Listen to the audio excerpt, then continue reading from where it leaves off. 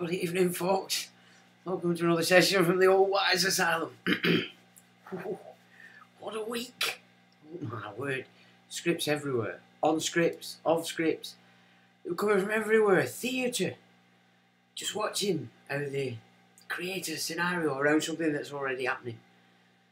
And then film it. And then put that on the media as though that's what it's all about. Especially in relation to some of these protests. I mean, if you've not been paying attention to it like that, you might not see it, but it's so convoluted, so so managed. Not necessarily what's going on the street itself, but what's given to the media. And if, of course, you're only watching the TV, that's all you're going to get. You're not going to get anything else, are you? Whoa, so surprises. Even two new faces on the block, or rather one new and one everybody's forgotten about, and that is some kind of complete fruit bat from Argentina. I mean, I couldn't believe what I was seeing when I was watching this video. If the translation's correct and it's not a black, I can put it on later.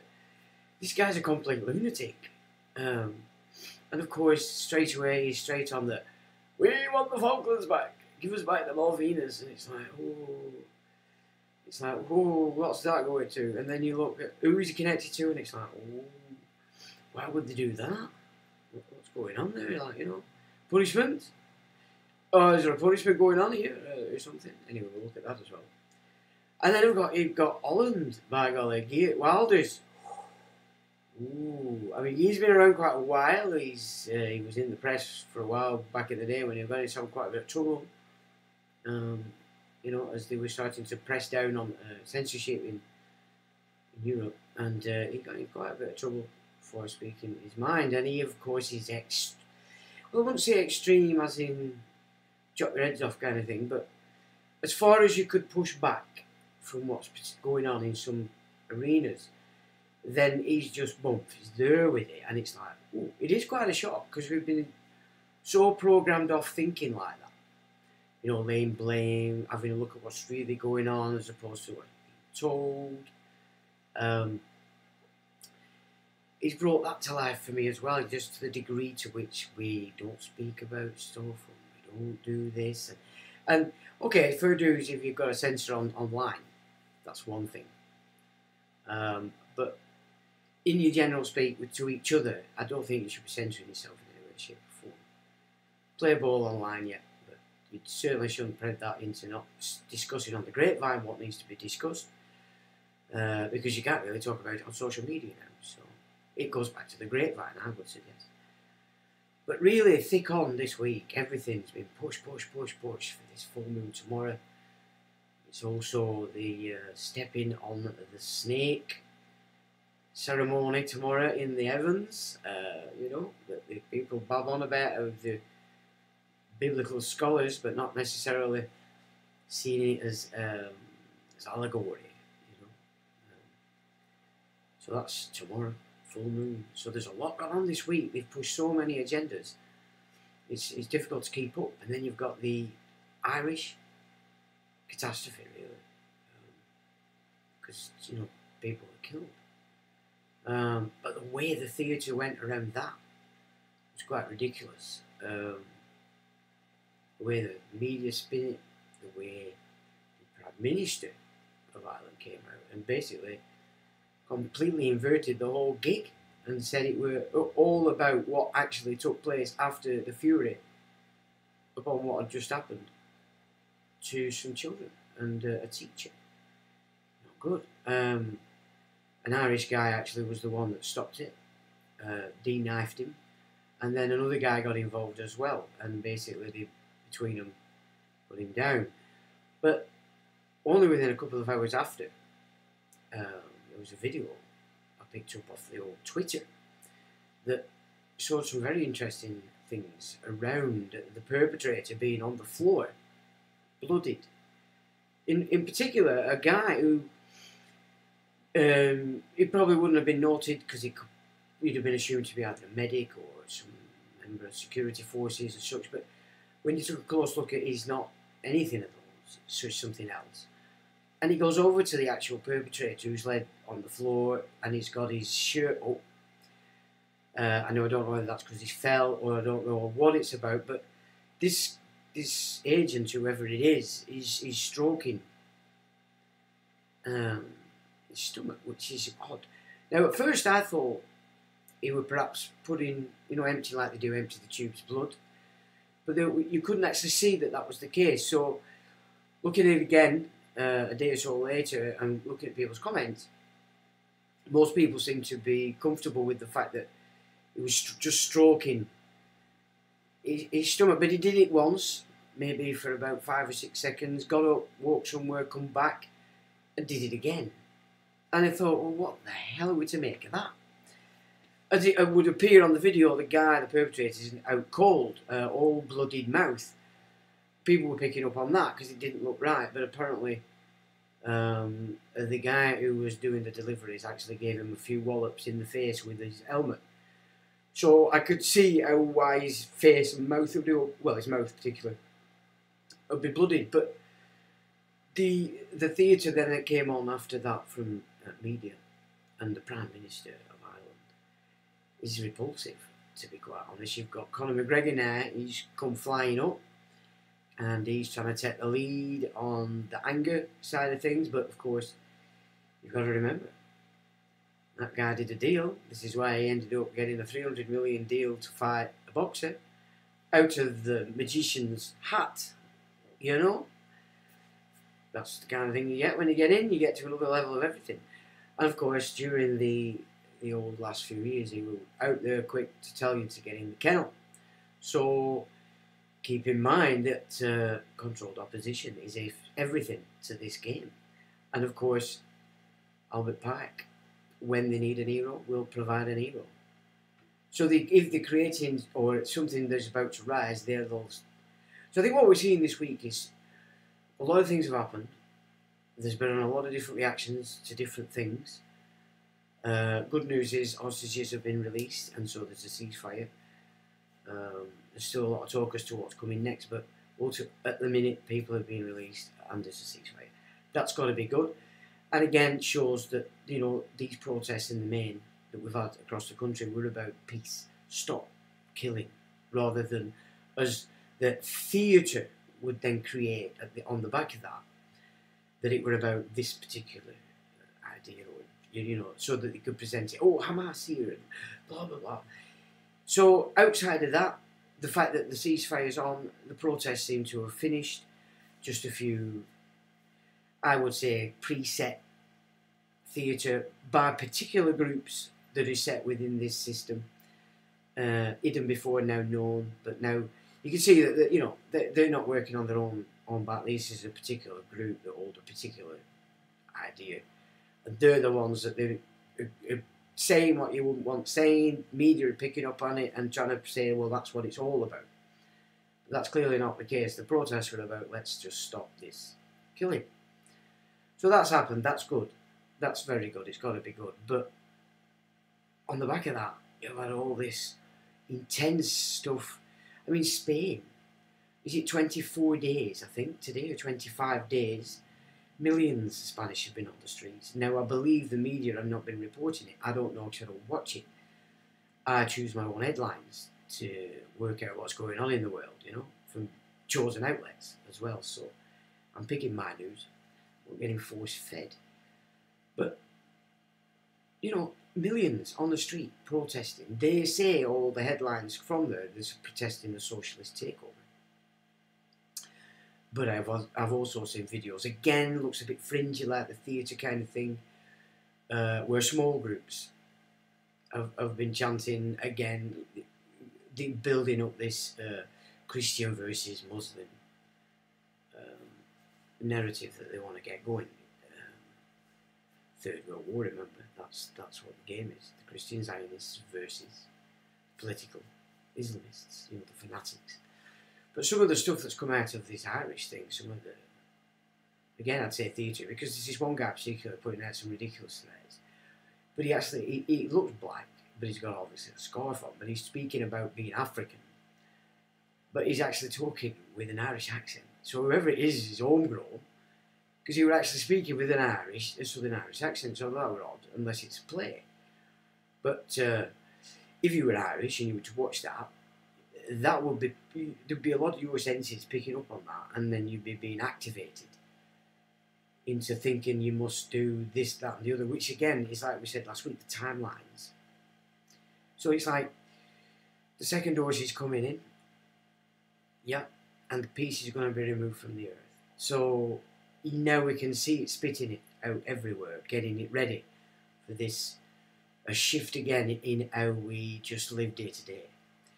I mean, they're going to shove all sorts of new things on top if they can.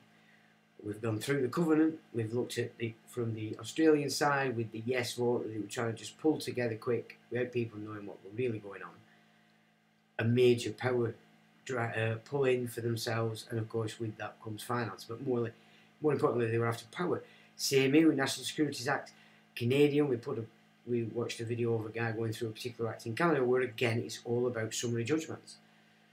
At their whim, and what's at stake there is your property.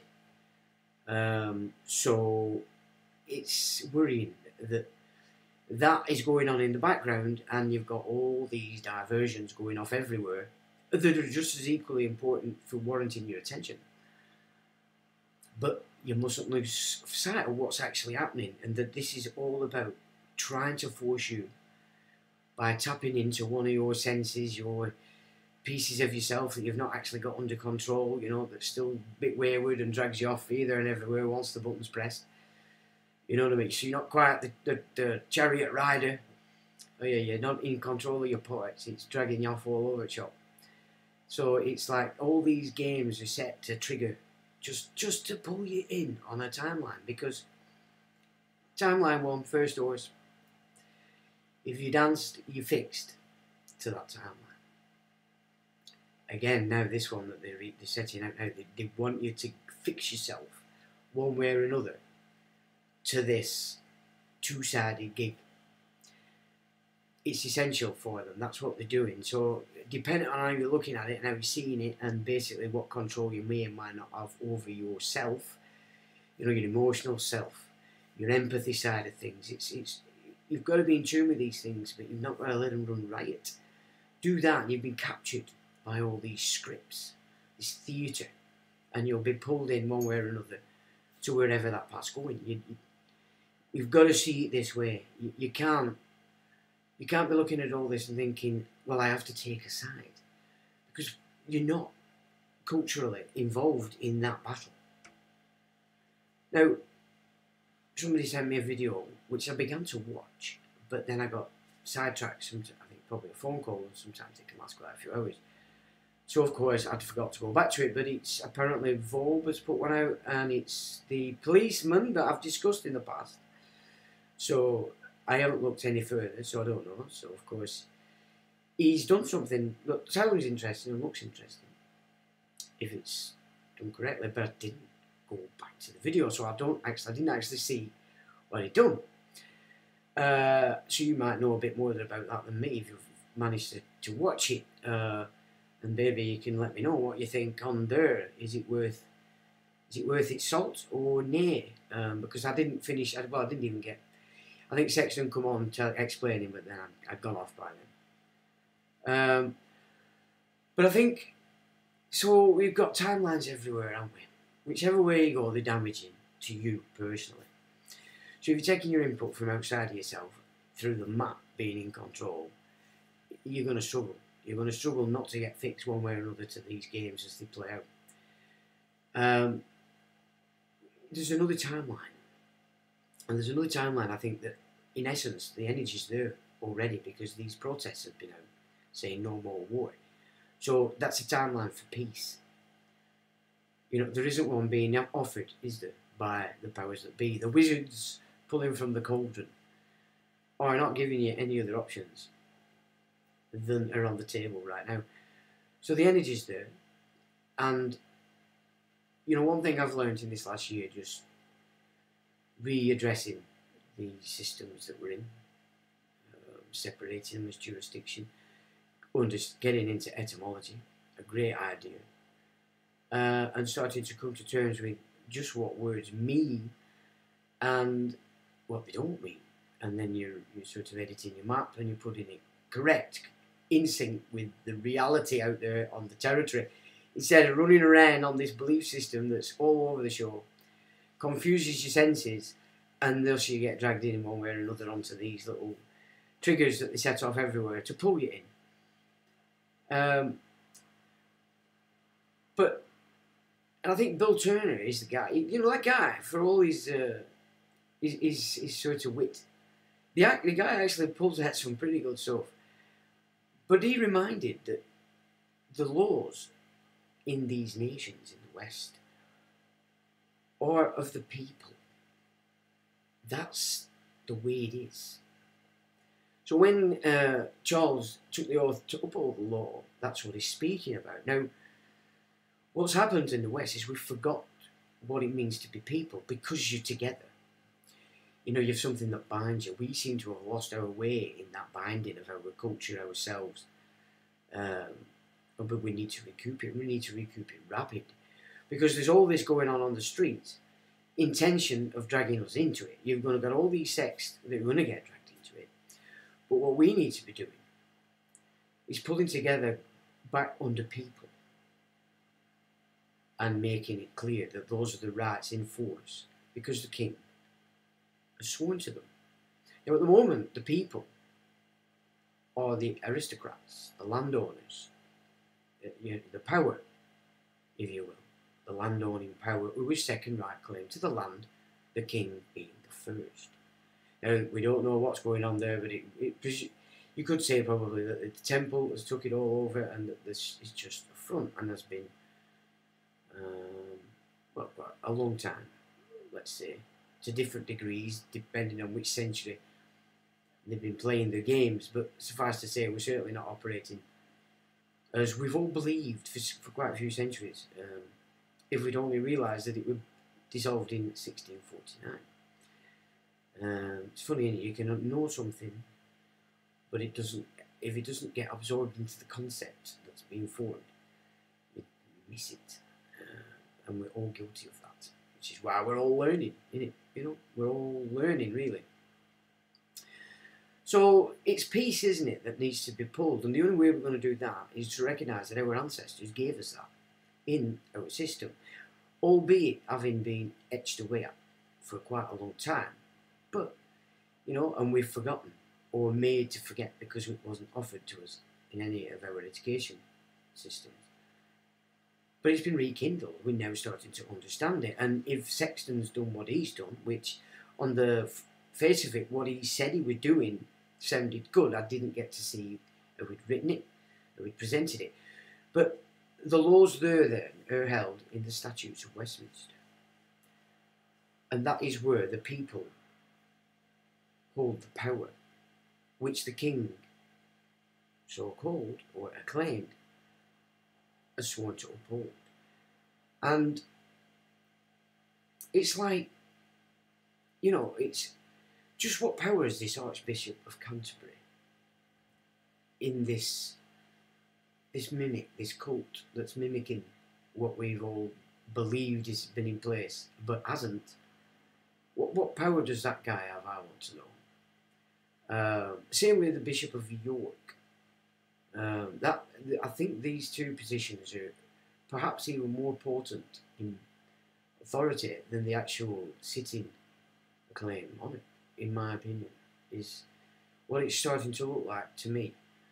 And it's because they're taking the ecclesiastical authority, which bypasses both equity and common law. So also I've seen that there's a lot of changes in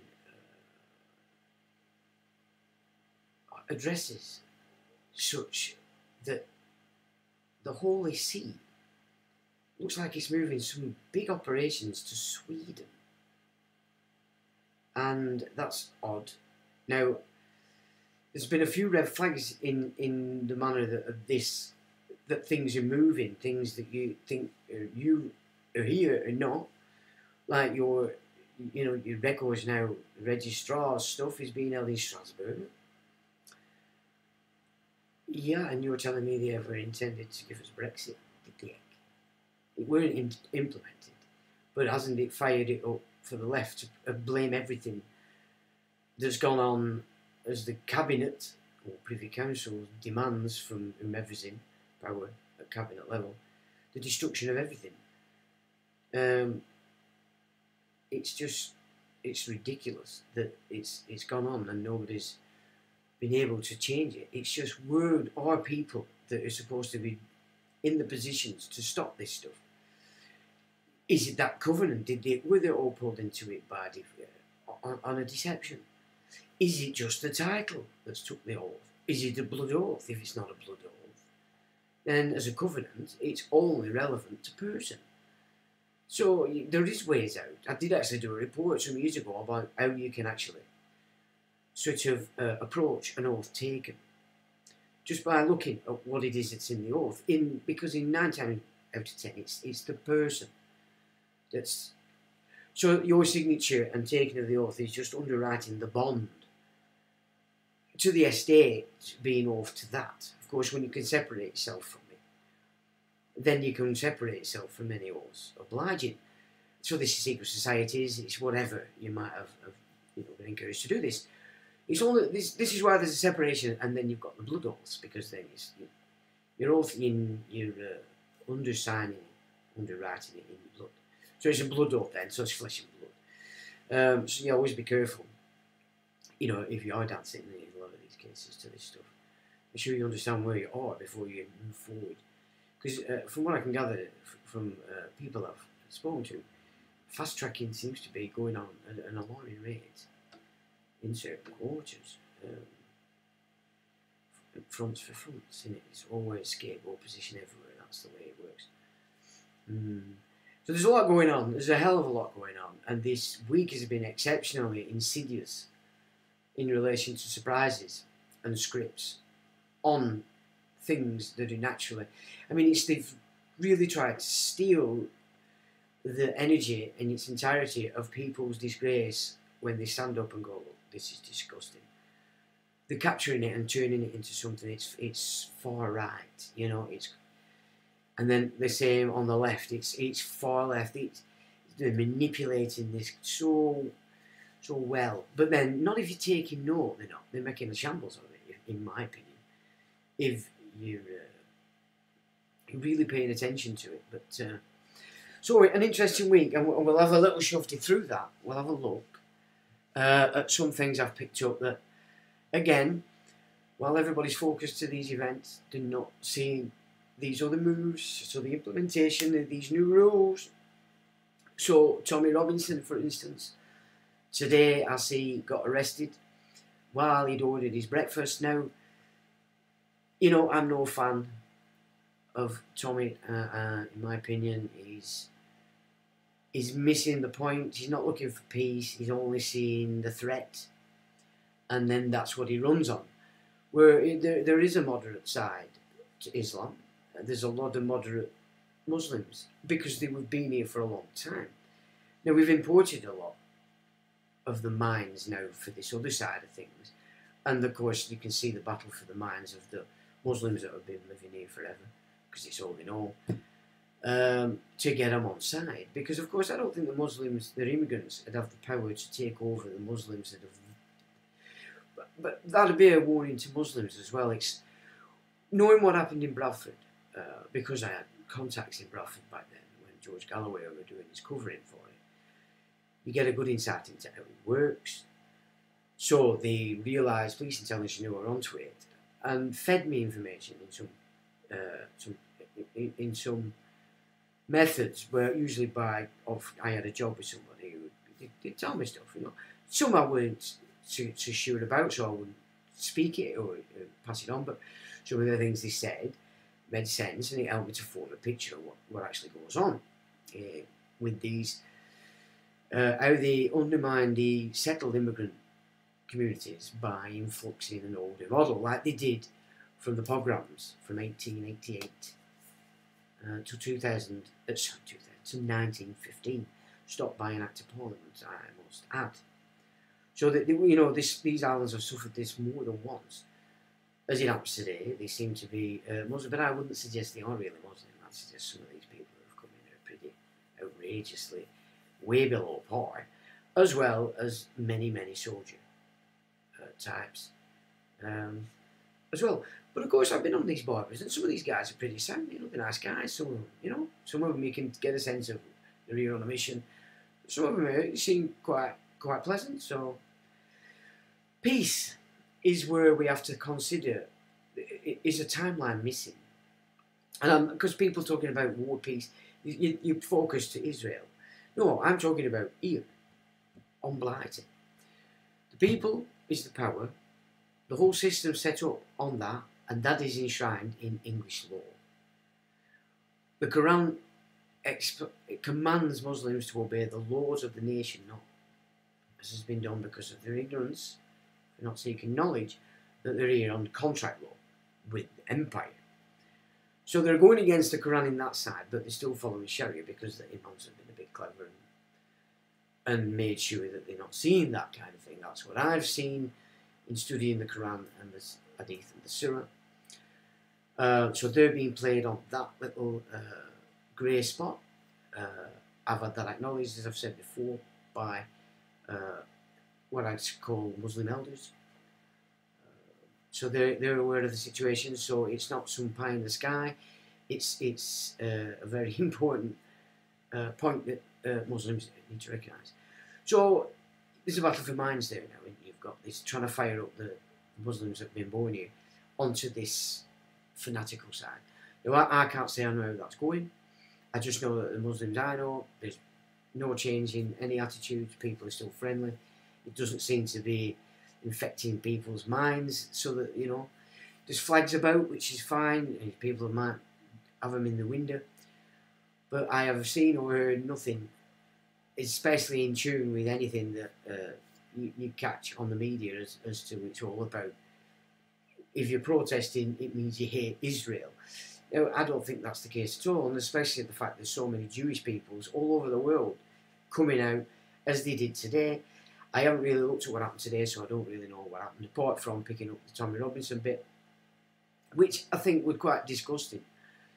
So Section 5, they said, whatever that may be, is enough to get people so named out. Now, okay, there's always a chance that he's going to cause trouble, so I can understand keeping the peace. That's what they wanted to do. You'd have to have that out with the law, wouldn't it, really? But one thing I did find odd is that then what popped up, maybe half an hour after, was a video of him in the van. Now, as far as I'm aware, you don't get in the van with your telephone, do they? They took it off you. They've emptied your pockets, took the gears now. You don't get in a van handcuffed with a phone. And it did appear that where his ankles were at the back, when he went in, when he came to take the video, oh, they were at the front. So just keep your eyes out for that, because this is the kind of theatre that I've been watching, but not just with Tommy Robinson. With it all now, how they just... It's like they're taking a theme. So the theme is, oh, what's going on the street? Okay, let's get a group together, a acting group. We're going to do a play, our version of it. And so this is what they're filming, that's what the media get. It's that, yeah? And it's hitting them senses, they're firing you up, triggering you, and hopefully trapping you on this timeline, no matter how slight. You know, to what degree you want to get trapped by it is up to you, but if you don't get trapped by it at all, that's got to be a good thing. Has it not? So we need something to attach to, and I think there is obviously an energy of people. You've got Richard Forbes, you've got Sexton, you've got Looney. There's quite a few people still about. I mean, it's pretty. This has been another interesting time as well, in the sense that you can see who Katie Hopkins play for, same with Tommy. All these people that people generally like have actually got an agenda. You know, they're trying to pull you to a particular side, and that has been good for people to see that as well. Doesn't mean what they're saying in some cases isn't good or right, but just remember, ultimately they're trying to pull you over to this over there, so that you're opposing that over here. You're fixed to the timeline. So peace, and it all in the US as well, in Canada, it's people. It's not person, it's not even man in essence. It's man way back in the beginnings of the feudal system, let's say. But there's another feudal system being thrust upon us, and we will have a look at that, as this was sent to me later this afternoon, so I haven't even managed to read it. But it looks like it's come at the perfect time. So, sorry for yammering. Who's here? And how is everybody? So Paul says, good evening, Sean and fellow inmates of the Wise Asylum. Good evening to you too. Slipknot says, alright Sean, alright everyone, I'm steaming up. Good evening to you, Slipknot. Bond says, good evening Sean and all, good evening to you Bond. Lex says, hello. Terry Ansel, good evening. Sean, first time I have been able to watch you live. Oh, brilliant, super duper. Where are you from, Terry? Where are you from? June says, good evening Sean, and chat, good evening to you June. Guitar Girl says, good evening everyone, good evening to you, Guitar Girl. And Terry Ansel says, evening all. Big E says, hey Big E, how are you doing, me old China? Hello, you wonderful people. Evening to you, Big E. A says, is that the moon? Is that a node? Oh, it looks a bit red on that side. Nodes. Okay, PY Music, there you are, he's back on the blue. Good evening to you, Paul. David says, are you from Scotland? Hope you're all well. Hello, David. Hello to you indeed. Mew Pete says, Paul, you're a mod again. Congratulations. I did it. They let me in, is what happened. Yeah, I did try before, but they certainly, YouTube they own it. They've took another video gone as well, from way back in the day. So another one's gone, but fair enough. If they're cleaning up on what they know is coming for censorship, I don't really mind. Nobody's watching them anyway. Gary Thompson says, love from Ireland. Good love to you, Gary, and everybody in Ireland, because that was quite shocking. But we will look into that as we go. Cos says, and he's got the gigs on. Howdy to you, Cos. Untitled, the ecclesiastical path leading to the door of your estate might be held by the ICCS, as they possess the unclaimed certificate of title. The ICCS Untitled. Can you elaborate on that somewhat? Terry Hansen says, nay. And Sussex. Oh, good stuff, Terry Hansen. Sussex. Excellent. Right, so that's who's in. Let's just crack on. Let's get some colour going. Now this is interesting. So these are just interesting things I've picked up. It's not you aware that of an online support group for people whose friends or family are caught up in conspiracy theories. Increasingly, these types of services are needed. Thank you, Dr. Christine Sartishi, LCSW, and a tick. Oh dear. So there's support groups now for conspiracy theorists. Has anybody else been waking up in the middle of the night around 3 or 3:30 Tell me you don't feel it. It's like a forced chaos, an inability with no balance point, the feeling that you're missing something critically important. A friend noted today there is some great force coming at us now, but I can't work out precisely what it is. It's something new, something not good for humanity. I think many of us feel it. And that's they're discussing the energies, they're saying. And of course, traditional Christmas parties must be cancelled in order to be more inclusive, says Diversity Group, cited employees that do not celebrate Christmas as well as do not drink. But this is important. Peace is not merely the absence of war, but the presence of justice. And if we don't pull back now and consider everybody just work on the idea of people, we come back as people. That's all we need, us natives need to focus on. Let what's happening out there happen. We need to pull back as people to take back the power, because we are the crown. And that's what we need to do. So justice. If there's no justice, you don't have peace. You look at the acts that we've looked at over these past few live streams. There is no justice if that stuff can hit too many people. And of course it's hitting everybody on equity. It's hitting everybody on person.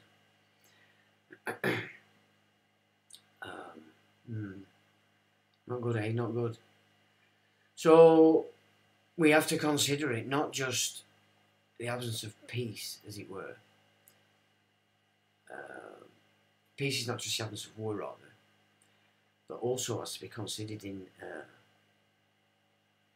the need for justice. Then you have peace. Because it's the way you oppose nonsense without having to get, the weapons going. It's that kind of mindset, isn't it? Which is what we had as a high trust culture. We need to remember. Because togetherness came in the fact that we were the people.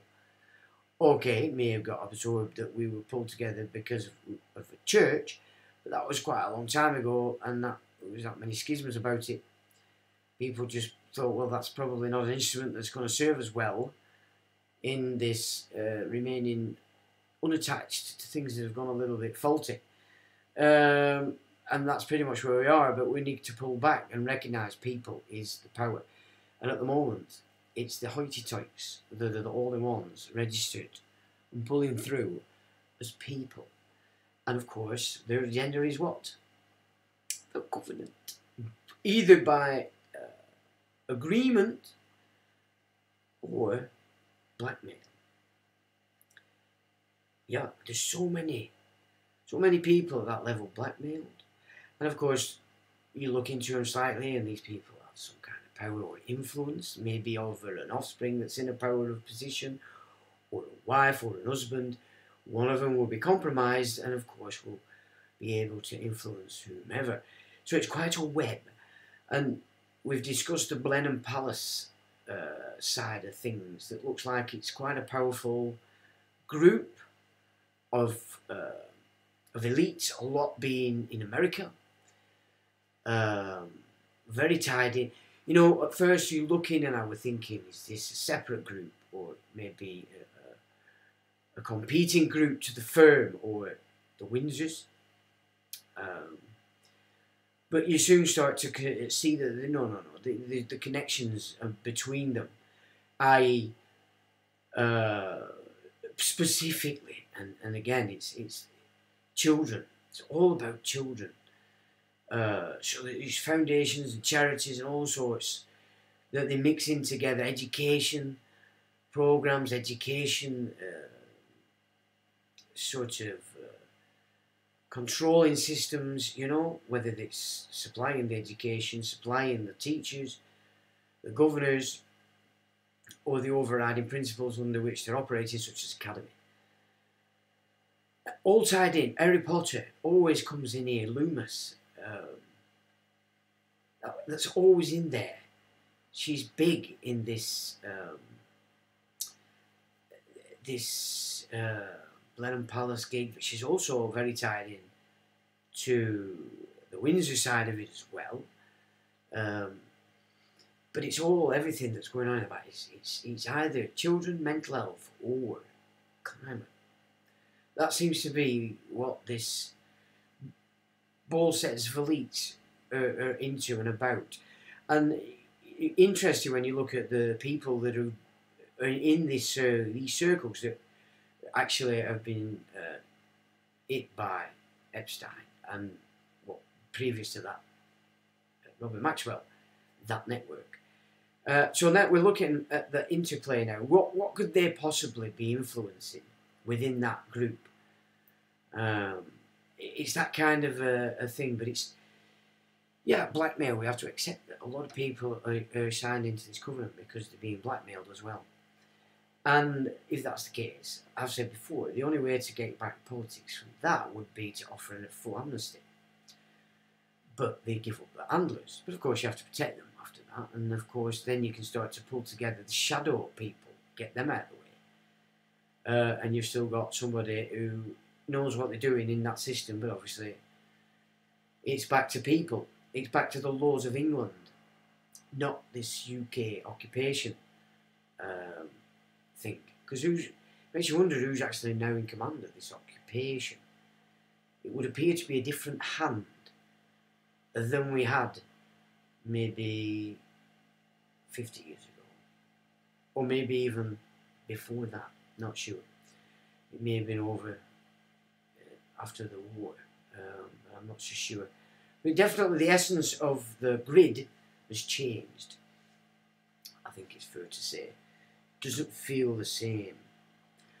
So just to, I suppose, just continue on the ritual that we've, as suggested, has been playing out between Harry, Meghan, Kate, William and Charles and Camilla. Did you note last week who is all over the show on a Netflix thing, and I think there's something else on one of the other stations? Robert Williams.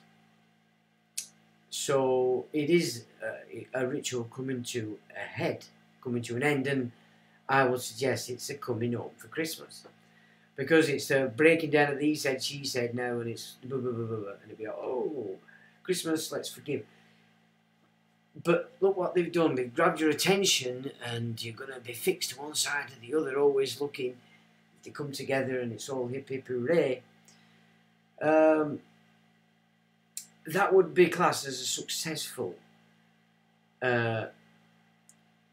recuperation of, let's say, minds that had fiddled off, caring about the family itself. Because I think all this is leading up to them destroying our actual monarchical system, which is not what I've ever been about. When the monarch is operating to the will of the people, which is set in a constitution, and rights, rather, and then everybody thus is in agreement with it and contracted to it, that I have no problem it being a monarchical system. Now, I've suggested in the past that on the throne itself, you place the constitution. Yeah, a piece of paper isn't actually going to start flipping about for more power. And made in such a way as to incorporate what was good and is good here, and what was improved in the United States, and any other Commonwealth countries that have slightly improved on the gig. And so this constitution, the people of the nation are happy with. So the people doesn't differentiate on race, doesn't differentiate on religion. If you can see that that could be a timeline for peace by invoking the law of England, which are kept under the Statutes of Westminster, oath by the King to uphold, then there's your path to peace on these islands. But you're not going to get it in the UK contracts. You're not going to get it on Great Britain, Northern Ireland, etc. It's not going to work that way. It's got to go back to the very thing that they've been shifting and moving ever further away from, and that is English laws of its nation. So there is the path. Now, as far as Rachel goes, it's not much really to go off, but Andrew's been given a pardon, so everybody's coming home for Christmas. and Andrew's been given a pardon, which, fair play, I think he was still brought out to hide Trump, the stuff that were coming out about Donaldo. Angry Prince William more concerned about his own image than royal work, and I think that's coming from some guy connected to Meghan's camp over there, who were close to the whole scene, who appears to be spilling the beans. He says, and now King Charles is being sidelined. He's stuck in the middle between Harry and Camilla after deep hurt, so suggesting now it all is down to Camilla. That Charles is just stuck in the middle with you, kind of gig. And then he's got a bit of trouble going on because King's estate to transfer 100 million to ethical funds after bona vacantia revelations. And we'll have a little look at what are those revelations. So, am I moving it? Yep, it's moving. It says Duchy of Lancaster says money it collects from dead people goes to charity after costs and obligations, raising questions about some yet to be donated. Now, isn't that interesting? Collects from dead people, and one assumes, of course, you're speaking of a dead avatar, but of course we know different and that dead people. Well, actually, no, it's used the word people. Sure. Look at me pontificating, and I've just missed it myself. Dead people, not persons. Interesting. It says a royal insignia shines from the heart of a stained glass window in the Savoy Chapel in London. The ornate 150-seat church is tucked incongruously between the theatres of the Strand, the Savoy Hotel, and the Thames. It was built on land previously occupied by a palace that was torn down during the 1381 Peasants' Revolt. Against the inequities of feudalism, more than 600 years later, a remnant of that feudal system still funds the chapel. The Duchy of Lancaster, a land and property estate that raises private income for the king, collects the assets of people who die with no will or known relatives, hundreds of miles away in Lancashire, as well as in parts of Merseyside, Greater Manchester, Cheshire, and Cumbria. The Duchy then helps divert millions of pounds of those assets south to help pay for the maintenance of what is sometimes called the King's Chapel. There are plaques on the walls recognising philanthropic donations from illustrious benefactors such as Harriet de Wint and King George VI. Yet there are no signs marking the contributions from the thousands of deceased northerners whose assets, known as bona vacantia, maintain the chapel. And there's the interior of the Savoy Chapel in London. So the Duchy has for decades said that after it collects bona vacantia funds and deducts certain costs, the proceeds go to charities such as the charity that funds the chapel. However, the Guardian has revealed that a significant portion of bona vacantia funds are secretly being spent on renovating properties owned by the King that are rented out for profit by his estate. Duchy accounts suggest it has collected 61.8 million in bona vacantia funds over the last decade. 61.8 million. Of those, only 9.3 million, or 15% of the total, has gone to charities. Now, there are fresh questions about the further 14 million earmarked for charitable causes, but seemingly not donated. The Duchy is refusing to explain why the funds have not been transferred to charities. Historical obligations. The King's estate has never provided the public with a detailed breakdown of how tens of millions of bona vacantia revenues are spent, but analysis of the Duchy's accounts over the last 10 years provides some clues. Now remember, Charles has only just picked this up. It's actually the Duchy of the City Monarch, because they nicked it. It's a stolen Duchy, is this one. So all of this has been happening under the Queen. Okay. About the King's estate, yeah. About 8.6 million, or 13% of bona vacantia revenues, have been parked in a late claims fund, which is used for relatives of deceased people who may turn up in the future to make a claim on their rightful inheritance. Almost half of Bona Vacantia revenues, 29.5 million over the last decade, have been spent by the Duchy on what it calls costs of Palatinate administration and historical obligations. The administrative costs are understood to be a reference to the operation of the Bona Vacantia system, including solicitors' fees. The reference to historical obligations is more opaque. It includes the Savoy Chapel, but appears in large part to be spent on the upkeep of castles and historic monuments. The expenditure on this line item has increased significantly over the last decade, from 39,000 in 2013 to 3.5 million in 2023. Now that's quite a big jump, is it not? 39,000 quid to 3.5 million quid? Hell, that's quite a big jump there. I don't know whether you could say that. Sorry. And there we have it. The Savoy Chapel is sometimes called the King's Chapel. That's from the Guardian. Once administrative costs and so-called historical obligations are deducted from the Duchy's Bona Vacantia funds, the remaining revenues are supposed to go to charity. The Duchy's website states that the balance is distributed among 3 registered charities. However, only a portion of the balance appears to have been distributed to those charities. The charities holds the trio of charities is the Duchy of Lancaster Benevolent Fund, which is over the last 10 years has received 1.7 million in Bona Vacantia funds. It uses revenues and the proceeds of a huge endowment fund to issue grants to support charitable causes in places such as Lancashire, Greater Manchester and Merseyside. So are these such things as the Prince's Trust? So the things that he's benefited from, I would suggest. But I don't know. It distributed the money to youth work charities, bursaries for a grammar school that charges boarding fees, churches, clerics, as well as the King's own charity, the Prince's Trust. There we all answered. Which received 6,500 over 3 years.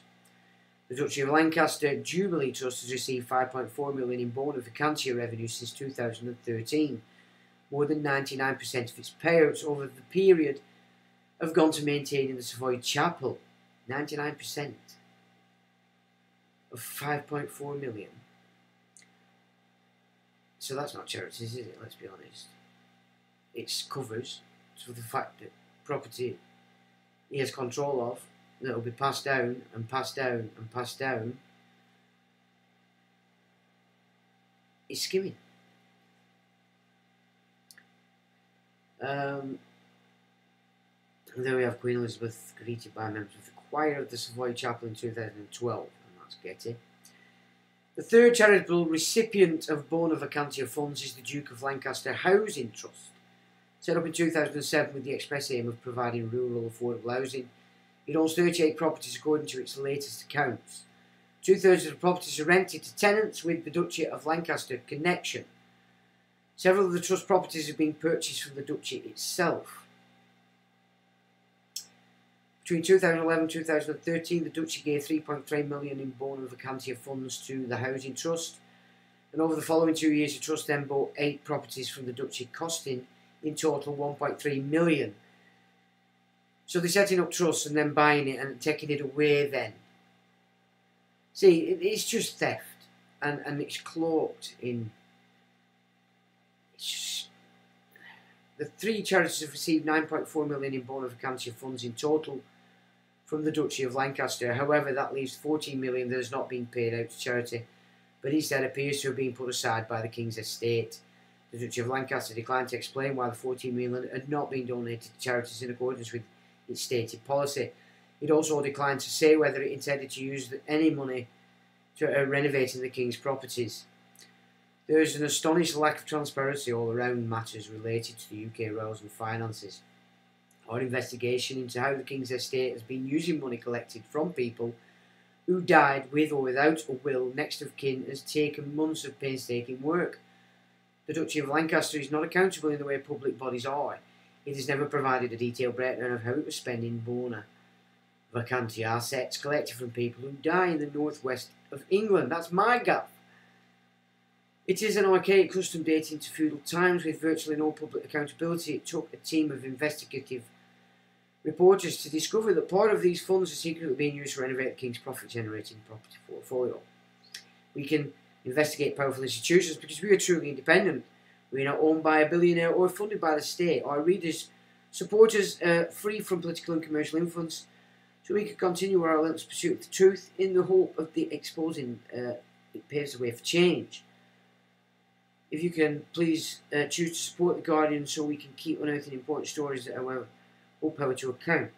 Whether you give a lot or a little, blah, blah, blah, blah. So they're after your cash. So that's that, but they're saying the feudal system's gone. No, we'll see in a minute that it's actually shifted into something completely new. Another feudal system. Now then, I don't know whether you could see all that. What we're saying, it belongs to the people, not his other words, his stone. Yeah. Defender of the faith. God has no respect for persons, should dissolve CVT 1666 for the living creditors respecting our faith, as persons are sinners. Well, we just have to come out of the trap that it has us in reality, because they own it, they're liable for it.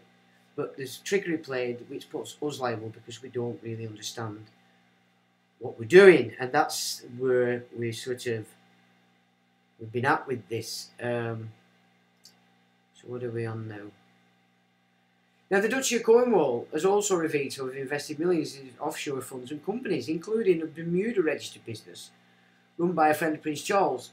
The palace briefed that offshore investments have been exited by 2019. The Duchy of Cornwall has a clear ethical policy in relation to investments by the Duke of Cornwall Benevolent Fund, which has built a $5 million endowment. Its accounts state the fund is entirely invested in the Newton SRI Fund for Charities, and he made big profits off this offshore firm. Prince William ditches his father's architectural crusade, which is what he's been paying for with the money, as he directs the Duchy of Cornwall to raise the bar by focusing on mental health and climate change. So Cornwall's paying for mental health and climate change. And remember, mental health firm paying Prince Harry $1 million a year, branded toxic by the employees of said health firm. This big industry, big money, and he was running directly for himself the Duchy of Cornwall, but for his mother he ran the Duchy of Lancaster. Also, the Lancashire County Council as a company was taken over by a private society called the Blues and Twos Credit Union. I did a piece on that. The chap that actually took the call, I met him a few times, really decent fella.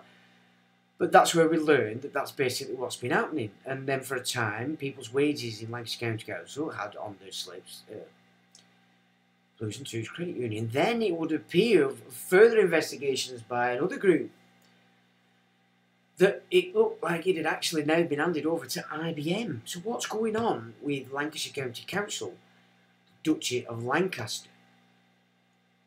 Yeah, it's what is going on. And it's Paradise Papers that gave us this. And that's going back some. So both Cornwall, Duchy and Lancaster, which are both tied to the monarch and the Prince of Wales, respectively, have basically been robbing it blind and doing up their own personal assets that they've got control of through private trusts, which I don't think is very good. Now, there's another ritual played out, not week just gone, the week before. And this, much as I love train stations, last weekend this statue at Birmingham New Street disconcerted me. I sensed an evil about it. Now, they don't do that for nothing. Now, go back to 2022, the opening ceremony, it was bull worship. And these people here on this arena are about to start worshipping it. So you go. Commonwealth Games 2022, over here on Blighty. What are they symbolising? Why did they have that there last week in a train station in Birmingham? Picking up on this ritual that was started quite possibly a long time ago with a giant elephant and a giant girl running away from the Sultan's elephant. So we've got some symbolism here, don't we? Big corporate boys are using this bull ridden by a woman. So I'm wondering, is it actually symbolising this? Sit upon the beast, as it were. That system. Is that what they're holding, and why they had that? Not last week, but the week before, in Birmingham New Street, and he said it felt evil. We're like, well, it's ritual, but there's a lot of money being spent there. They don't do things for nothing, especially when you've had it displayed in that manner in the 2022 Commonwealth Games. Not the best, I have to say. Now, there's something else I'd like you to look at that somebody sent me actually just earlier. Where is it? Oh, here we go. Oh, wait a minute, has it gone? Right, we got back. I thought it had gone. So now, it's the surprising role of subinfeudation in society. The modern world seems corporate and commercial, but it has a hidden feudal basis. Martin Geddes, 25th of November 2023. Just bearing in mind what we've just read. Yeah? This all ends when the people say no. People. We must embed that. The laws of this nation are embedded in the people. Know the title, the people. That's our culture. That's our battleground, that we make sure we don't get stuck on these timelines. We pull together into this. And we're always careful to protect our own in relation to having an opposition that isn't our own. We're not going out to do battle, but we're getting ready to protect ourselves from all and any threats. But we're going to pull together, and we're going to fully understand people is the power. And it doesn't just need natives, it can be any culture. If you want to tread on the past timeline, the peace rather, I'd say this is it. And efforts from Volb and others would be well versed and wise to consider it in this way. It says, why do local councils endlessly pursue us for property taxes, i.e. a levy on seeking shelter? Clean air taxes, i.e. a levy on travel, and business licenses, i.e. a levy on earning a living. Where did our purported obligation to pay them to exist on the land of our birth come from? How come they seem to be immune from accountability when they deny us our basic constitutional rights? One possible answer might surprise you. Subinfeudation. What's that, you ask? Well, to find out, we need to go back into English history. A friend who has studied the era of English Civil War suggests that things may not be as they seem. We once had a feudal society in England where there was allegiance to your local lord of the manor, and armies could be raised through the aristocracy.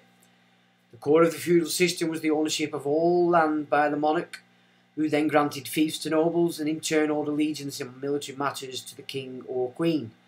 Land ownership and military affairs were intimately entangled. This system became very corrupt and ended with the execution of King Charles I in 1649. We seem to have a bit of a recurring problem with dodgy regal Charlies, it says. England then became a commonwealth, arguably a kind of degenerate form of republic crossed with a benevolent dictatorship, and that came via the Venetian agent Oliver Cromwell. As a friend notes to me, there was an Act of Parliament passed in 1649 prohibiting the proclaiming any person to be the King of England or Ireland, or the dominions thereof. It was motioned on the 30th of January, the day Charles I was legally executed for treason, and passed into law on the 17th of March 1649. A search that was started by a constitutional lawyer a few years ago found the Act in British History Online in Acts and Ordinances of the Interregnum, 1642 to 1660. Mention of it was also found recently in Wikipedia. but it is nowhere to be found in the government statutes records, and neither is there any record of its repeal. Its elusive nature might have something to do with its uncomfortable truth. I hadn't heard of it either. You can see why. The 1649 Act is not emphasised in our history lessons, as it says what needs to be done to deal with the treason of government, enabled by a corrupt judiciary. The text outlines the enactment by Parliament, aimed at preventing the proclamation or recognition of any person as King or Chief Magistrate of England, Ireland, or the Dominions, without the free consent of the people in Parliament. So, we the people are sovereign and act as principal, delegating this sovereignty to government, our agent. You might consider as a parallel to this preamble of the American Declaration of Independence and the lawful right to overthrow tyrannical government. I won't reproduce the full original text in the Old English, but rather summarise its meaning with the help of our friend ChatGPT. This measure is taken to avoid potential disturbances to public peace following the execution of Charles Stuart, who had been condemned for treason, tyrannies and murders during the recent wars. A violation of this act is deemed treason against the Commonwealth, punishable by death and other penalties associated with high treason. The enactment empowers officers and well-affected individuals to apprehend offenders and bring them to justice. The struggle seems all too familiar, my friend elaborates. Then we have the year of Cromwell, who after Charles I's death during the interregnum in 1653 took the land out of its overlord feudal control and gave the people the lordly title land without a lord in perpetuity. See, people. We're no longer operating on people, we're on person. That's why we're no longer under what we've always perceived and believed to be our rights on our land. Yeah, we've not. It's people is not person. Now then, where are we? And gave the people lordly title. Blah blah blah. A read through the statutes of the realm 1640 to 1660 gives the best illustration of this period in history. British History Online. After Cromwell died of typhoid fever in September 1658, the elite nobility and the military under the command of General Monk conspired to give the throne to Charles II. They helped him to reclaim the land grants and leases from the people by force. They also put him in charge of the treasury to be sure that taxes would be levied in the militia's favour. However, although they couldn't repeal the 1614 Act for fear of committing treason, they did try to erase the memory of the interregnum as though it were an aberration in time. The problem they faced then and now was legitimising there being gangsters seeking to tax us for protection money, with the treasury being the nexus of political banking and military power. This little moral matter was thought to be overcome by the passing of the Act of Indemnity and Oblivion Act in 1660.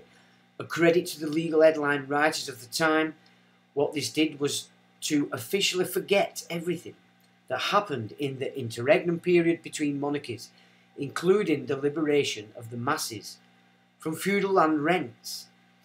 Feudalism was quietly reintroduced in modified form, with the king taking full control through the forceful reclamation of the land. The monarchy acted as the crown. See, they acted as the crown. We are the crown. What's the first thing that comes out of mummy? You heed, unless you're the other way around, like my first daughter was, and coming out legs first. Anyway, the monarchy acted as the crown. The parallel corporate form, but without any consideration to the people, only his barons. It means all modern councils might be just agents of the crown corporation, operating as feudal subsidiaries in Subinfeudation, but they cannot ever admit it. The covenant. The crown has pretended to own all the land again for centuries. Your freehold is not a true or lordly title to the soil, but a form of lease. And in The government side is equity. You're on a leasehold, aren't you? You're not on freehold. Oh no, there you go, former lease, yeah, leasehold. It's already there. We just keep going along with their Subinfeudation rules until we don't. If we knew this in history to be the case, maybe we might regard our present British state as being less than wholly legitimate British state, remember. None of us own anything registered under the Crown, and yet some are happy enough with it, as they have no memory of it being any other way. Sounds familiar.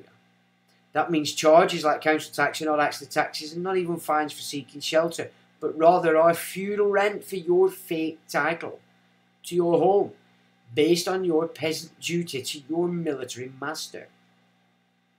As my erudite friend puts it, in 1649 Charles I was executed, the monarchy abolished, the Commonwealth established in its place.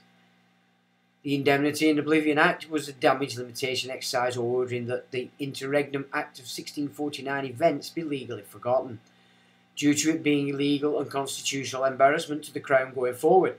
So it was removed out of case law, you might say. The usual MO was deployed, making an example of few dissenters by executing them for treason. Those who had voted for the legal execution of Charles I were silenced with the return of their estates, but lived with the fear that they risked the same fate if they spoke out. Indemnity shut down the dissent, and Oblivion was to erase the memory of it. Pay to play is not new, and effectively the nobility was blackmailed and bribed into submission to this neo-feudal arrangement to endlessly harvest the people's energy via state taxes. There is a fine line between legitimate funding of the people and a protection racket. With COVID and net zero, we are paying protection money to our enemies who are attacking us.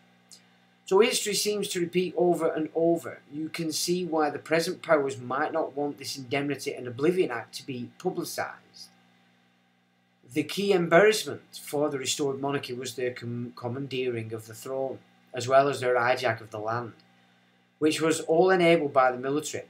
It was effectively a combined crown military coup, it being a mutually beneficial relationship to parasitize the people through taxation. The new king made himself the head of the treasury and made the statutes to fill his and the military's pockets.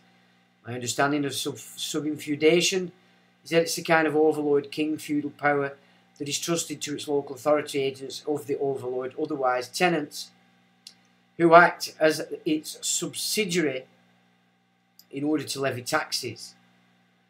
This Reformation-era monarchy military alliance was the prototype for the modern military-industrial complex. Seems like we might have had a problem with a deep state established to enslave us via war and debt for rather a long time. This subinfeudation model also explains why council tax uses medieval terms like hereditamент and dwelling. The obligation of us serfs to pay is one derived from feudal constructs, which is why it seems so alien to us who imagine we live in a constitutional democracy. Actually, we live in a constitutional... Well, actually, we do believe it, or people do, yeah. Now we can see why the councils are so keen to decry freedom of the land arguments. As this is the great bogeyman, if you remember the Lord, your land rights your ancestors were granted under the interregnum, and recover the memory of the subsequent state's illegitimacy from oblivion, then you might not act life as serf or any more. Council tax is completely dependent on you being unaware to your own allodial land title and accepting the claims of the impostor crown to force you to pay rent. Check out their own propaganda on why they absolutely have to deny you the most basic right, like due process and equality of law. Quote, a number of people adhere to the mistaken belief that they can be exempt from all sorts of obligations because they have learned how to claim some magical status. Local authorities impose and enforce a number of inconvenient obligations on their residents and consequently see more than their fair share of such beliefs. They claim to get their authority via statute. But where does that statute get its authority from? Subinfeudation. The council being a vassal of a feudal state is what erases your magical status as a free man. Just look at the long history of serf inns. They offer belief in existence of a living man separate from his legal fiction. Claims to allure your title to your unregistered car is being possible. Well, I've got 3 case laws of it being ruled in law. Resistance to do the business, mandates and control over your own bod, refusal to consent to kennel, and home imprisonment without trial, belief in common law courts or common law, validity of long-established rights in Magna Carta, that councils, corporations, which all legislation says they are, the enforceability of the Bill of Rights, that you have a right to charge them when they commit harm against you, or that judges state they are acting under oath when there is a doubt. It also explains why councils are keen to denounce older statutes as outdated and pick and choose which laws should be enforced. The memory of our brief freedom from feudalism may have been consigned to official oblivion, but the evidence of it was too hard to erase. The Act of Indemnity in Oblivion 1660 is the cover-up that exposes the underlying fraud that has been perpetrated. They have no true authority or power, it's all a scam, and it only works for as long as you believe their lies. Centuries of treason have accumulated since the hijack of the land. But the evidence of subinfeudation is everywhere, if you know what to look for. This also suggests that peripheral decorative or legacy structures in our constitution, like the Privy Council or the Remembrance in Parliament, are actually figural parts of a covert feudal system still in operation. The former originates from the Norman Conquest and William the Conqueror, who armed our ancient liberties and customs. He seemed to have obtained unearned good PR, as the victors always write their history books. The latter ensures that the whole of the Roman Empire, Vatican Jesuits, Order of the Guardian Knights and Malta Knights Templar are preserved above those of the people of England and beyond. We are endlessly being occupied and exploited, and military language and structures have taken over our society. Corporations are essentially military in structure and mirror the methods of armies. Meanwhile, councils seem to operate with impunity outside the normal corporate regulations, like having to disclose their details on correspondence. It all starts to make sense when you realise that modern authorities are getting their real authority via subinfeudation and not statute. Everything is set up to drain the working people of their sovereignty and title and hand it over to others. The Act of Indemnity and Oblivion 1660 is one of the most important ever passed by Parliament, and yet is unheard of, as it condemns us to permanent tenancy on our own land. It enabled a perpetual class of renters, like models and local councils, and our expense authorities treat us like serfs because they truly are landlords acting on behalf of the Crown Corporation, a City of London's invader that steals our English soil and sweat via unlawful feudal taxes. However, this is not the end of the matter, and I look forward to offering some subinfeudation intrigue that has been uncovered that is very much of contemporary interest. We have a belligerent government that is occupying our country, and right now they are still working hard to keep you from knowing your history and claiming your rights. Share widely this knowledge of subfeudation and Act of Indemnity and Oblivion 1660. They are keys to our escape from feudalism and a return to our freedom. Is that interesting or not? And I mean, it come perfectly today. I'm putting this live together, which I now do take a week to put it together. And this came and it was like, oh, poetry. So thank you very kindly. The guy probably knows who it is. But that was a perfect timing for that kind of data. It says, me says, defender of the faiths, God has no respect for person. Yeah, we've done that. And David Gray says 2012 Olympics too. Yes, exactly. Certainly symbolising what happened in 2020. Was it not? Lex says, Sean, do you assist with trust funds or fee, etc.? So, at the moment, we're looking at how the elites operate trusts, i.e. LLC, private trusts, all these different trusts and companies that are acting as beneficiaries, some are acting as trustees. So we're looking at it. I'm always up for giving any advice I have, if you want to get in contact. But my knowledge there isn't fully achieved. But we're on it, and we've pulled a lot of data together in this last year. And at the moment, although I've just had like probably 6 weeks away from it due to circumstances, which, by the way, I've never ever been to an event like last Monday's send-off for my son-in-law's avatar, 100% organised by my daughter. In spite of all advice she was being given, I've never been to such an amazing funeral, ever. That's the precedent for funerals in the tribe House Young. I'll tell you now forever. What an amazing, happy, although sad, tribute to a send-off to a guy. I was absolutely blown away by it. And to see my daughter at the end of it, sending him off with laughs, remembering him for his laughs, it was beautiful. Of course, now, you know, we deal with what is, but what an amazing send-off. And I mean, I don't actually care wherever you are in the country. If you want a funeral that you would not believe could be possible, i.e. the vibe, the energy, the way it's conducted, it doesn't matter where you are in the country. You want to be looking at Champs in Clayton Le Moors up here in Lancashire, because I'll tell you now, I've never seen such an amazing funeral thing in its entirety upon which they were involved with. It was unbelievable. If you have a loved one you want to see go well, Champs, CHAMPS funeral services in Clayton Le Moors, so that comes under Accrington in Lancashire. Unbelievable. And I don't care where you are in the country. Amazing. Absolutely amazing. So that's that done. Anyway, where were they here? So under USA. So I come to a point, yeah. I mean, we've put a trust together as well, as you know.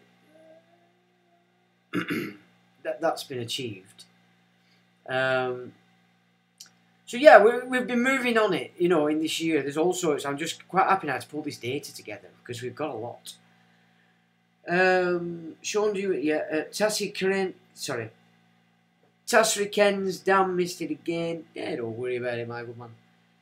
Paul says, from the ashes of fire shall be woken, a light from the shadow shall spring, renewed shall be blade that was broken, the crownless again shall be king.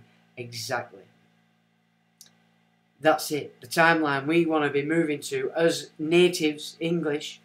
I don't care what colour you are, what religion you are. You know what we grew up with, if you're of an age, we want it back. And the way back to that is people, statutes of Westminster. Let's get going. So let's stop infighting, bothering about who's what. If Sexton's doing something good or he's trying his ass off, that's alright in my book. If John O'Looney's trying his best and his ass off, and he's aware of this Zionist side of things that may at some point have pulled him in a little bit, I'm happy. So, that's that. Now, what else did I have? Oh, Bull Ritual, that's done, that's done. So, what's been going on in this week in power politics? Well, you've got this saga going on. Cameron sparks fury from Tories amid fears he'll reverse Brexit. Independents after voting closer EU relationship. The man is more our enemy than Boris Sunak, and Sunak backs him.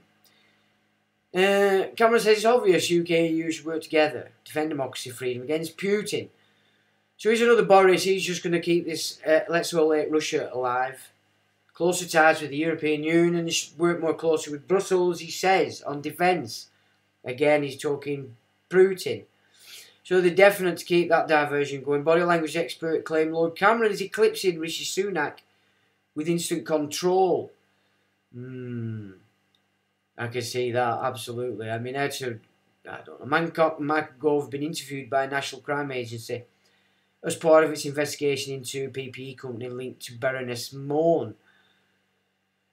And today we have thousands to march in London, which were yesterday, I think, against anti-Semitism as hate crimes rise. And there you've got 2 flags specifically pulled together. So Cameron's causing havoc. I've got his oath if we have time to actually. So I've got a few videos that we can look at if we feel. Then you've got Labour. This guy's skulking about in background. I don't like it. He's way too cosy. You get those when you slaughter a couple of million souls, give or take. And that's the stamp for the garter. Tony Blair launches new drive for the thing. He says to tackle illegal immigration that he opened up. The forked tongue is not the word. And this scandal stuff that's gone on over the script is not tied just to the Tories. I mean, Yvette Cooper here. 80 grand. Yeah. And there we have the boys of the moment. UK aid, all about the aid. And well, we know what that goes for. We know. So, whenever the people need a hero, we shall supply him, says old Albert Pike, the Grand Pontiff of Scottish Rite, Freemasonry from back in the day. And there is the new this Argentinian amigo, and there we have Geert Wilders. Javier Milei is called. This guy sold you as far right by the legacy media when they're all elected with consent. Geert Wilders' victory is a warning for Europe. And says the FT.com. STEM PVV. Brussels is rocked by a nightmare victory for Geert Wilders and his Nexit supporters in Dutch elections. Win is celebrated by Europe's populist leaders as a sign that borders and our rights must be defended. But I think people always forget it's a UN gig, and here out comes another hero. MMA fighter declares lifetime offer of free food at his hotel at Caio Benicio, the Brazilian delivery man who saved girl from knife attack in Ireland. Well, it was an Irish guy that did it. He came in after. Conor McGregor reacts to Dublin riots after declaring Ireland is at war. So there you have somebody that obviously putting up his controlled opposition to anger, to mould the anger. And this Argentina's chainsaw-wielding president-elect is libertarian's dream, says Mark Littlewood. And there he is with a chainsaw. This is what, President of Argentina, is it? Coming out. And there we have Maggie and her husband, who had shares in Coal Light, which owned the harbour at Port Stanley. Straight after that gig, the port fees went way up in the sky. Argentine President Javier Milei embraces Israel Judaism by boasting about favouring synagogues over churches and preferring to receive guidance from a rabbi over a priest. So why then would they be touting this guy if he's all our friend as Israel is, telling him to piss everybody off and say we want the Falklands back? It's a little bit naughty, isn't it? Wouldn't we agree? So there they are, the 2 surprises. Now this COP28 appears to be all about Antarctica. Rapidly melting Antarctica gets the attention of UN Chief Head of COP28 climate talks, which I think starts this week. Next week, yeah, as it were. And the Pope's attending even though he's poorly sick. So his lungs, he's still going to attend. The Antarctica has not warmed in 70 years, that said. The actual temperature continues to frustrate those pushing a climate catastrophe narrative. There's been no warming for 9 years, according to satellite records compiled by CO2 Coalition member Dr. Roy Spencer. To make matters worse for those who insist that our current temperatures are unusual, unprecedented temperatures recently have been below that from 1988, 25 years ago. What global warming looks like in Antarctica, none in 70 years, but however there is melt stick and film where there are known volcanoes under the ice, so they can get some good data and images, video, and terrify the flea bags that the world is coming to an end. And there we have underwater volcano activity warms the oceans. That's interesting because a lot of the maps out there show that the oceans have cooled. Does that work in sync with Claudio's astrology? Have we had maybe a 5, 6 or 7 year period of low activity volcanic wise, and why The oceans have lost temperature. Now, this is a graph to show what energy is being used in our world. And of course, CCGT, the yellow, is the one that's used. That is oil, gas, coal, nuclear even. Look how small nuclear is. Nuclear should be up there, that size. But no, they're not going to do that. But that's the game. They're all playing this idea that everybody has to stop, but yet the world still works on what we know it works on. And Schwab, in September, admitted that the 2030s is failing as millions rise up against New World Order. They're touting Tony Blair, aren't they, to replace this guy? They're just trying anything. Now, Forbes family. This is John Kerry, very involved with this Lancaster, Duchy of Lancaster gig, money-wise, yeah? And of course, this guy's pushing what? Climate change. Yeah? Very interesting. He's skull and bones, this guy, as George the Bush's eye. Yeah? So Antarctica is going to be a big part of what they're crying about in this COP28, in which Charlie is also to make an important speech. So there's this one here. I might not be able to read it all in one session because I can't remember whether I left enough. But, oh, it's not started from the beginning. It's supposed to start from the beginning, that, and it hasn't. Horatio Pallavicini, 1546, was the son of Italian merchant who was recommended to Queen Mary and appointed collector of papal taxes. He abjured Romanism on Mary's death. Right.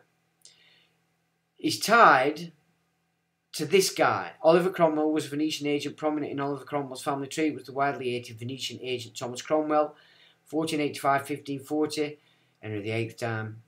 Earl of Essex and the author of Henry VIII's decision to break with Rome and found the Church of England. Oliver Cromwell, 1599-1658, was descended from Thomas Cromwell's sister, Oliver Cromwell's uncle, and married the widow of the Genoese Venetian financier, Sir Horatio Pallavicini. This widow brought with 2 children by marriage. And Albert Mackey showing that the old charges to obey the precepts of Noah on all Masons revived. Revision of the old charges contained the passage of Masons to abide by this tenure to obey the moral law, which is the precepts of Noah. In addition, 1738, Dr. Anderson has, without authority, completed the sentence by adding the words as a true Noah Shida. Now, the only religious laws which Freemasons are required to obey are those which are contained in the code. Because I had an interesting conversation with a Masonic guy who said I was full of shit. Carlo Adravande, the politics of the Holy Land of Christian and Jewish religious Zionism. This article focuses on the theopolitical core of US. Just let me alter that because you can't actually see it.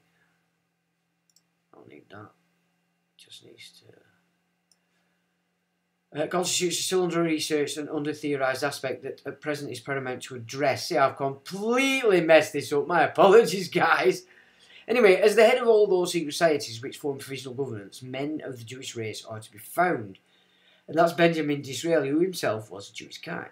Prime Minister of England, 1868, 1874 and 80. Yep, secret societies. So this is back in the 1800s, you know, a massive influx from the Russian pogroms. There's something funny going on. And I think we're missing the trick. But all that's gone on in this last week, in my opinion, is they attempting to shift people on timelines. And this Geert Wilders, for decades they say, is it decades? I definitely know of maybe 15 years. I can actually play us something so we get an idea of that guy. We'll just go. This is foreign aid. While I just find this. We are in this room right now, only 5, and 2 over there. I think it is outrageous that for an important topic like this that is discussing about how the Commission is spending or wasting people's money, apparently the left is not interested in see what exactly and how exactly people's money was spent. Going back to the questions, I have 6 specific questions. The first one is related to the books, printed under the supervision or under the authority of the Palestinian Authority. And I carefully read the answer from the European Commission, which pretty much acknowledged that there was a problem, and I restate that there was in the past a problem with these books. And the answer says that EU has stepped up its engagement with the Palestinian Authority to ensure that further curriculum reform addresses problematic issues identified in the shortest possible time frame. So there you go, foreign aid. What are they using it for? Indoctrinating the kids. Yeah, Cameron's big on this, isn't he? He's huge. He was in the big society, and as we can see already, he's calling it down. Now, let's have an idea of who is this Geert Wilders? What is he talking? En terreur met zich meebrengt. Erken dat de islam een geweldige ideologie is die haat en terreur met zich meebrengt en dus niet bij Nederland hoort. 2. Sluit onze grenzen onmiddellijk voor asielzoekers en immigranten uit islamitische landen. Zeg Schengen op en voer weer eigen grenscontroles in. 3. Begin met het ontmantelen van de instituties van de islam, zoals moskeeën. En begin bijvoorbeeld met het sluiten van al die moskeeën die buitenlandse financiering krijgen. En waar bijvoorbeeld Diyanet, het Turkse ministerie van godsdienstzaken, de baas is. En niet wij. 4. Sluit iedereen op die met geweld dreigt of geweld gebruikt of zet ze ons land uit. En pak die honderden aanhangers en die duizenden sympathisanten van de jihadistische beweging in Nederland, als het moet, preventief op. En 5, voorzitter, vraag alle scholen, kranten, media om een Mohammed-cartoon te tonen. Niet om te provoceren, maar om te laten zien dat wij nooit wijken voor bedreigingen en geweld en dat wij trots en fier achter onze vrijheid staan. Voorzitter, tenslotte heb ik nog een boodschap aan al die moslims in Nederland die onze vrijheid, onze democratie en onze kernwaarden niet respecteren. Die de regels van de Koran belangrijker vinden dan onze seculiere wetten. Dat zijn er veel. 700.000 blijkt uit het onderzoek van professor Koopmans. En mijn boodschap aan hen is: wegwezen. Vertrek naar een islamitisch land. Dan kunt u genieten van islamitische regels. Dat zijn hun regels, maar niet de onze. Dit is ons land. Niet uw land, maar ons land. So there you go. That's who's just been pulled in the Netherlands. He's very matter of fact. I did pick up a video that he would sort of tone down his rhetoric. Something went wrong, retry. Oh, that's bad. That's terrible. That was the Argentinian guy. You've never heard such nonsense in your life coming off this Argentinian guy. You would have think he was definitely in the playpen. So that's not working. They've obviously took that down. Well, never mind. But he's a bit of a fruitcake, I'll tell you that. Now, just let's have a look at Cameron. What's Cameron saying in his oath? What did he say? Because then we know what he serves.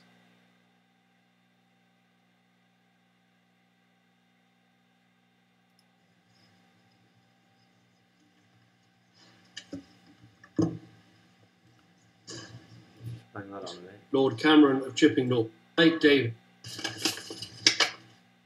David, Lord Cameron of Chipping Norton, do swear by Almighty God that I will be faithful and bear true allegiance to His Majesty King Charles, his heirs and successors, according to law. So help me God.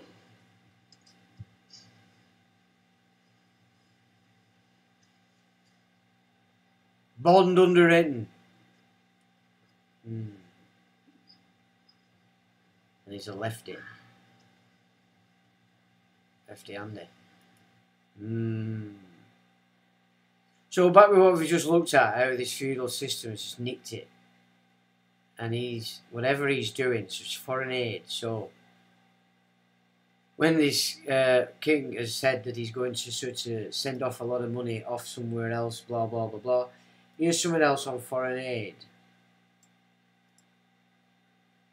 It's no wonder we're being fleeced. It's all paying for all their gigs all over the world.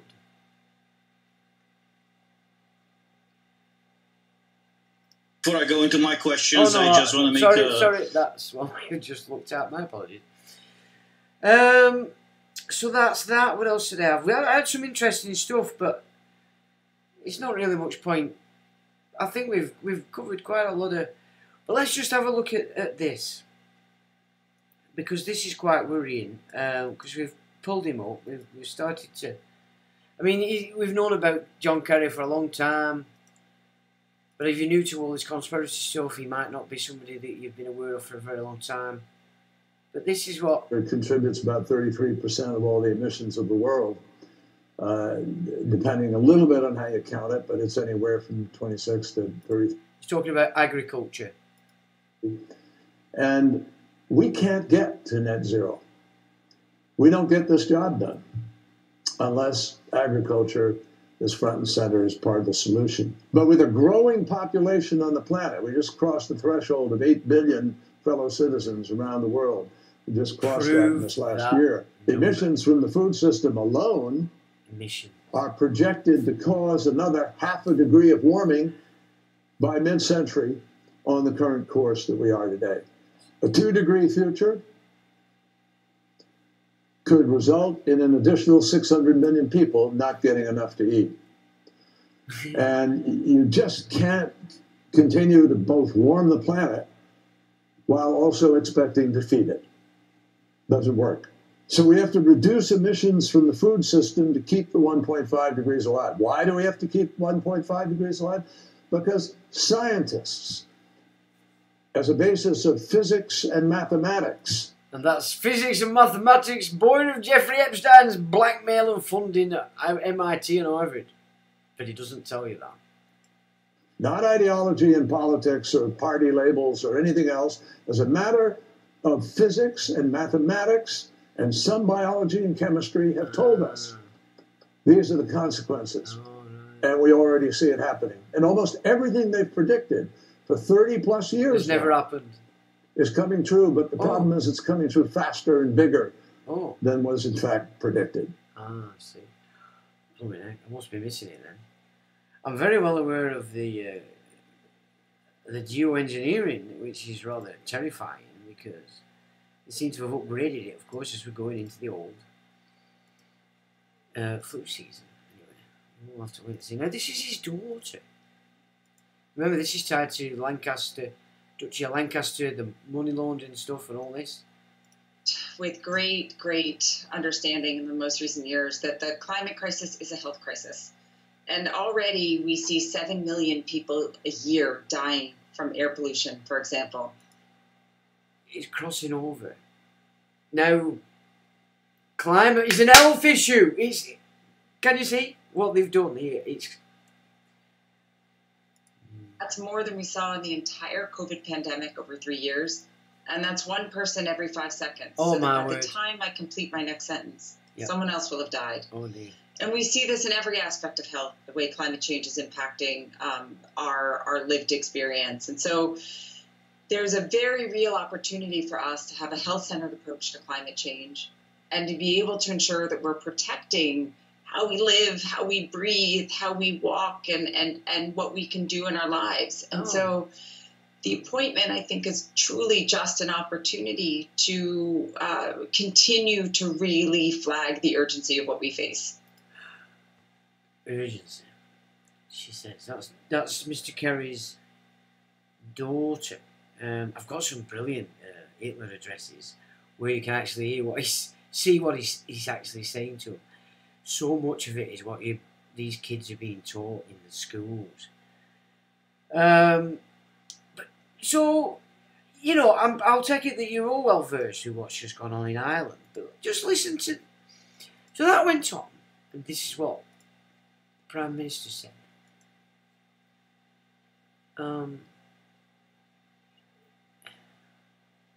agree with the Deputy on is the need to set a target to have a number of people from ethnic minorities in areas of the public service. We have a health service that's very diverse, although less so as you go up towards the senior positions, not so much in the Gardaí, not so much in the Defence Forces, not so much in the education sector, as the Deputy mentioned, not at all in the civil service, which is very white, including the Department of Equality, for example, and that actually needs to change.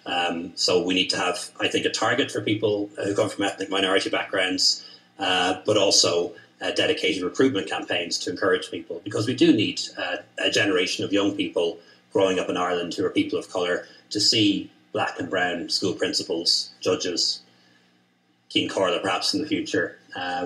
Who knows? Visibility and opportunity is really important. So is that so that they can actually stop them while they're in school, so they don't have to do it outside where there's lots of people that might stop them? Have you heard this, man? It's not actually the one I wanted. There's another one. This might be it. I couldn't actually believe what we were hearing. I thought it was somebody else. No, I didn't realise if this is the one. Oh no, this is the video that I was saying. It's very strange. I'll not play it because it is strange. But I can always provide the link to it. So where is? I thought I had the Prime Minister talking about all he did was lay siege against the Irish in its entirety. I picked up a few of the Ardern as well because she's so ridiculous.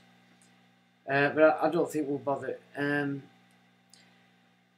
think we get the picture. So they're trying a lot on these scripts, aren't they, to position it so that you see it in a certain way, get you on a timeline, and you're going to promote it, you're going to give it energy, and they can get it going. It's clearly what they're after is unrest. It's civil unrest all the way, what they're after. We mustn't fall for it. And the natives, as I've said, are people that are native to England, and that's not colour or religion or anything. If you've been here all the time, that's our way forward.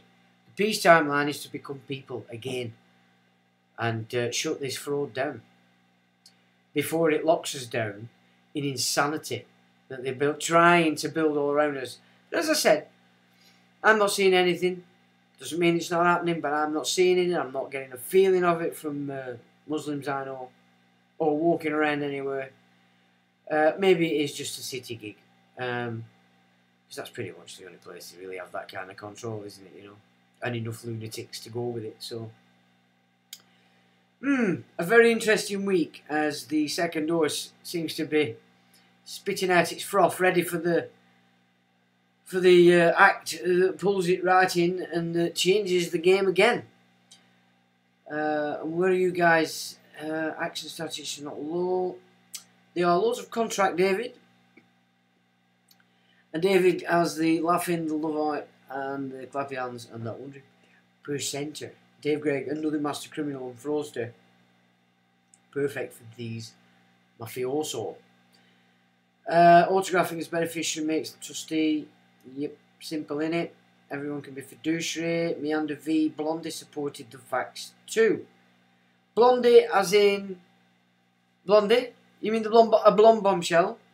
Or are you talking about Blondie the band? Meander. Sean, can you write off a mortgage for me? For free. It's not about can I write a mortgage off for you. It's you can do it yourself. There are people out there that are giving you those hints. It's not something I've ever done, let me be quite honest, but it's doable. Wilders, Blondie supported the Did he indeed? Now then.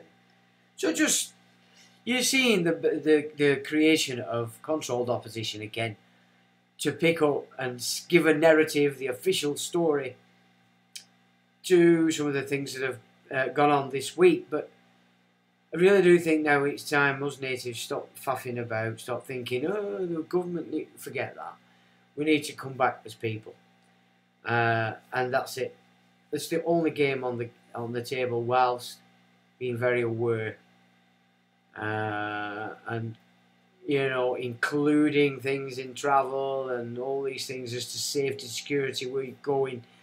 You're really going to have to start doing this, because if they're going to go to that degree that they did in Ireland, that's a sad indictment for what the future may hold everywhere. So, with that, I will say thanks for joining and thanks for taking part. I hope you have a good week, and hope the weather stays fine as it has done for the last couple of days. It does make things a bit more bearable. So on that note, folks, I say thanks again for joining, and I will leave you with, till the next time,